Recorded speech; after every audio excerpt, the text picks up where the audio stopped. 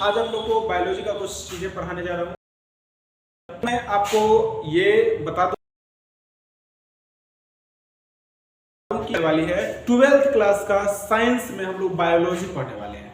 कहना यह है कि बायोलॉजी का तीसरा चैप्टर स्टार्ट हो गया। अगर अभी तक आपने नेशनल कोचिंग सेंटर ज्वाइन नहीं किया है तो जल्द ही करें। नेशनल कोचिंग सेंटर ही ज्वाइन क्यों करें? तो देखिए, सबसे पहले मैं ये बताना चाहूंगा कि बहुत सारे लोग हैं, बहुत सारे बच्चे हैं, बहुत सारे टीचर्स हैं। सभी टीचर्स अच्छे पढ़ाते हैं, अपने हिसाब से सब बेहतर पढ़ाते हैं, लेकिन जो चीज हम पढ़ाएं क्या आपने अगर अभी तक नहीं पढ़ा और पढ़ना चाहते हैं तो और अपने नेशनल कोचिंग सेंटर में और आगे की पढ़ाई कीजिए। तो अभी हम लोग बायोलॉजी का चैप्टर 3 पढ़ाने वाले हैं, जो कि आप लोग अभी पढ़ेंगे। इस चैप्टर का पहले तो हम आपको बता दें कि ये क्लास 12 के लिए है, बोर्ड के लिए भी है, और अगर आप दूसरे बोर्ड से वहां पर भी काम आ सकता है, तो खास तौर पे बिहार बोर्ड के लिए है। और दोस्तों, अभी हम लोग विषय जीव विज्ञान यानी बोले तो बायोलॉजी, क्या बायोलॉजी, ये अभी हम लोग पढ़ने जा रहे हैं, ठीक है।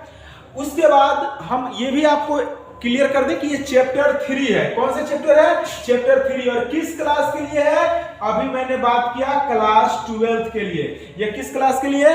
क्लास 12। इस चैप्टर का नाम क्या है?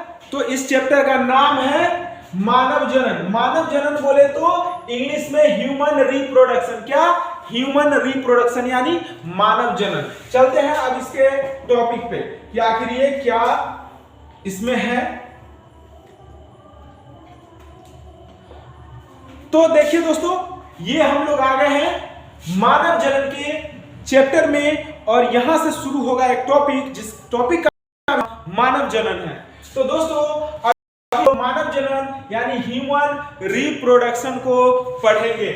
दोस्तों, सबसे पहले कि इस पाठ का परिचय मैं आपको करा दूं, यानी कि इस पाठ का मैं आपको इंट्रोडक्शन दे दूं। तो यहां पे समझिएगा, मानव में लैंगिक जनन यानी सेक्सुअल रिप्रोडक्शन, यानी कि लैंगिक जनन क्या होता है, मानव में लैंगिक जनन क्यों होता है और ये होता क्या है, उसको जरा देखिएगा।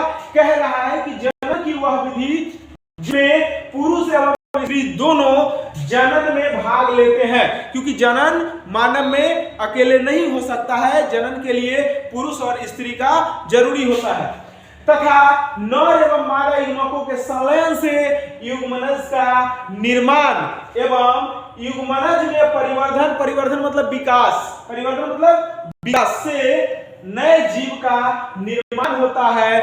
इसी को हम लोग लैंगिक जनन यानी कि सेक्सुअल रिप्रोडक्शन कहते हैं। तो आप लोग समझ गए होंगे। इसको एक बार याद करने का प्रयास कीजिए, मेरे साथ बोलिए, मानव लैंगिक जनन क्या है, चाहे कैसे होगा। तो इसके लिए जनन की वह विधि जिसमें पुरुष एवं स्त्री दोनों जनन में भाग लेते हैं तथा नर एवं मादा युग्मकों के संलयन से युग्मनज का निर्माण होता है एवं युग्मनज में परिवर्धन यानी विकास से नए जीव होता है, और इसी लैंगिक जनन यानी।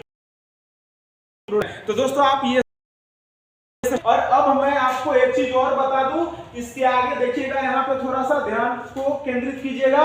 नोट में एक बात बताया है। क्या बात बताया है? देख लीजिए एक बार। यहाँ पे कह रहा है कि मानव एक लिंगी जरायुज का मतलब है सजीव प्रजनन प्राणी है। मानव कैसा?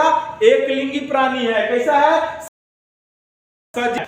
उसके बाद कह रहा है कि मानव में जनन प्रक्रिया में कितने चरण हैं, कौन कौन से तरीके हैं, किस समझने के लिए ये कुछ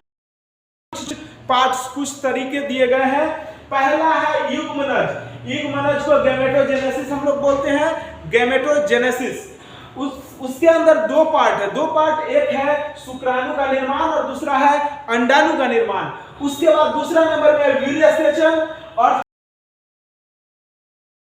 सेमिनेशन।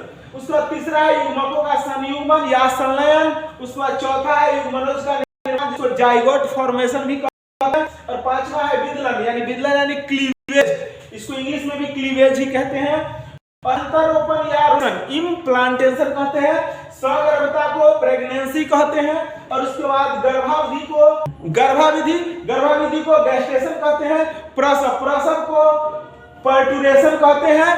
को पर्टुरेशन कहते हैं, और उसके बाद दुग्ध श्रावण जिसको लैक्टेशन कहते हैं। तो दोस्तों मैंने ये 10 दिया और इन सभी चरणों के बारे में करेंगे। सबसे पहले हम लोग युग्मक जनन के बारे में पढ़ेंगे, उसके बाद वीर्य सेचन के बारे में पढ़ेंगे, उसके बाद युग्मकों का संलयन के बारे में पढ़ेंगे, उसके बाद हम लोग विदलन या बोले तो क्लीवेज के बारे में पढ़ेंगे, अंतर रोपण या रोपण के बारे में पढ़ेंगे, सगर्भता के बारे में पढ़ेंगे, गर्भ विधि के बारे में पढ़ेंगे, प्रसव के बारे में पढ़ेंगे और दुग्ध स्राव के बारे में पढ़ेंगे, जो कि 10वां टॉपिक है। 10 टॉपिक आपको मैं क्लियर करवा। ऑफलाइन क्लास करना चाहते हैं, सुबह 7 बजे से क्लास चल रही है नेशनल कोचिंग सेंटर, और ये जगह है वैशाली।